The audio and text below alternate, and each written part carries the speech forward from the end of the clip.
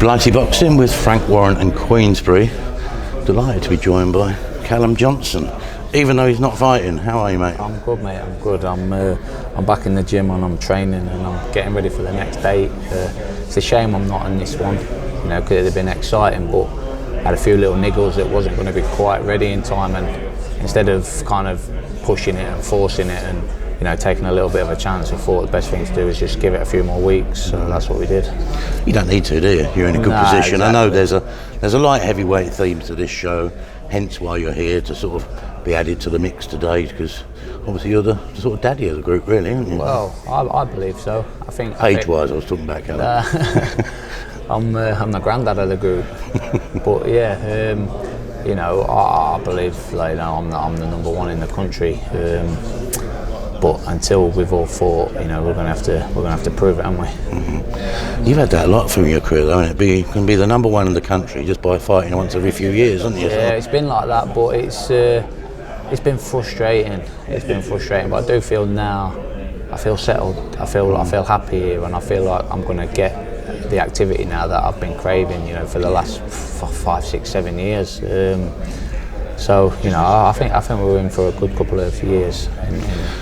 I did sort of make joking reference to your age there, but I suppose what you haven't got is miles on the clock, isn't it? Nah, I've got no miles on the clock. I'm like that car, that just stays in the garage and comes out on sunny days. And it gets cleaned on the Sundays. Comes out on sunny days, looks good, and then goes back in for a little bit. But I've got no miles on the clock. I perform in the gym just like I've never performed. I'm getting all PBs in all my training. I'm stronger than I've ever been. I'm fitter than I've ever been.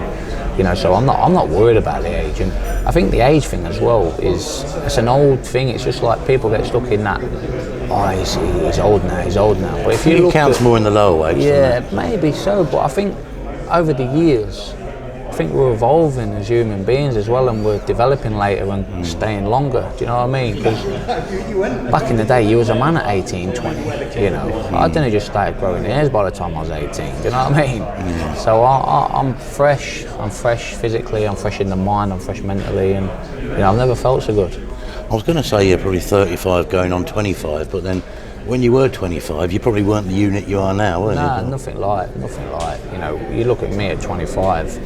Although I was a very strong kid at 25, but put me in the ring against me in the ring at 25, I would have obliterated myself, you know what I mean? So, but some people have done it at 35, haven't they? Some people are in the prime at 25, and everyone's different, you know what I mean? But, I know I've got a good few years left in me yet.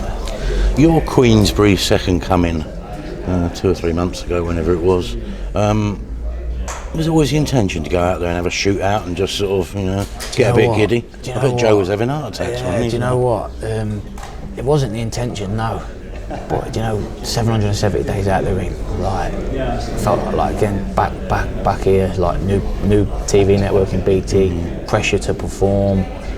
In the change room, I was thinking, oh God, this has been a while since I've done this. And yeah, when I got in the ring and the bell went, I just kind of just went out and had a fight. You know what I mean? Just was happy to let my hands go at someone. I took that shot in the first round. Did your legs go a little bit with that shot? A little bit, yeah. Their bobber went.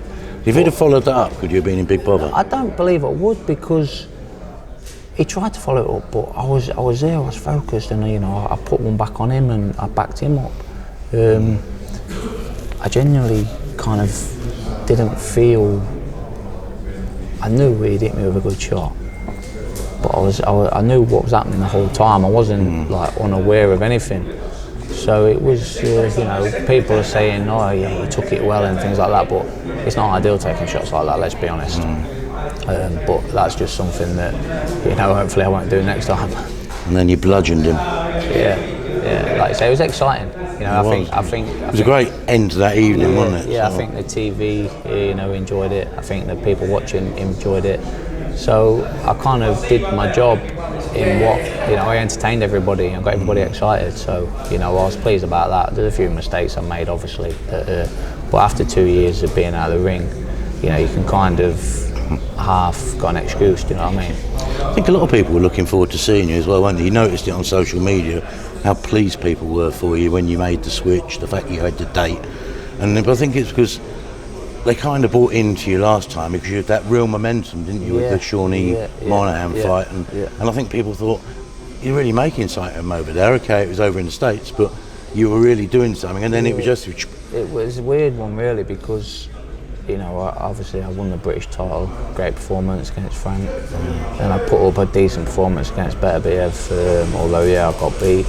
Went back out to America, put in a great performance against Shawnee Monahan, stole the show. Everyone was speaking about me, they wasn't speaking about Bivol. And then 2 years later, nothing happened. I got an injury after the Shawnee Monahan fight, which did keep me out 3 or 4 months, but then it just went bosh.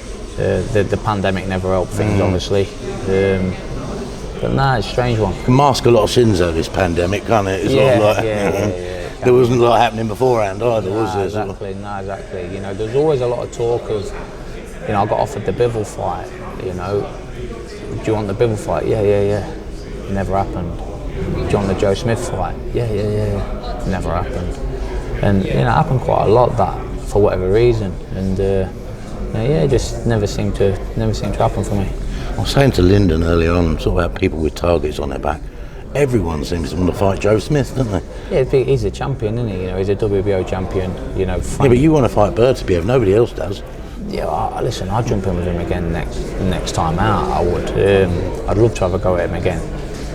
I might get beat again, but it's just one of them where you just enjoyed it, didn't you? Yeah, I know in my head that I am capable of pulling it off. Yeah, it's a massive task, and it's a task that I'd be up against it.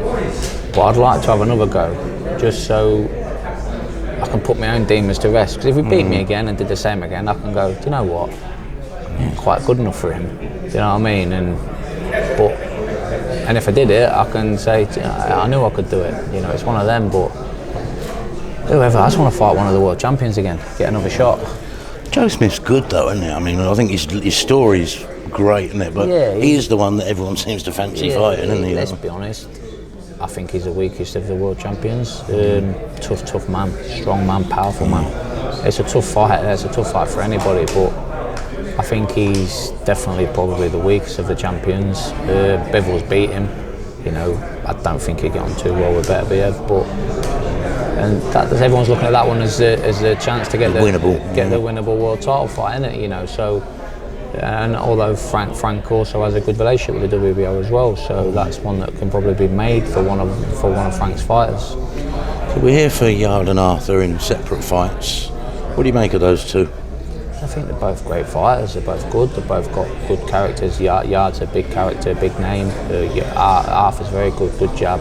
You know, great boxing. I was impressed with him in his last fight. His concentration. You know, he concentrated all the way through the 12 rounds. He stuck to his game plan and he done well. It's exciting. It's exciting because it's nice to be in a part of a division now where there's 4, but not only there's 4. Talking about Blighty as well. You go down further, there's 6 or 7 good light heavyweights. It's a real good division, and to be a part of it and to be spoken about as one of the top boys, you know, it's good as well. And it would be nice to get that world title over here so we could all just fight each other. You know what I mean?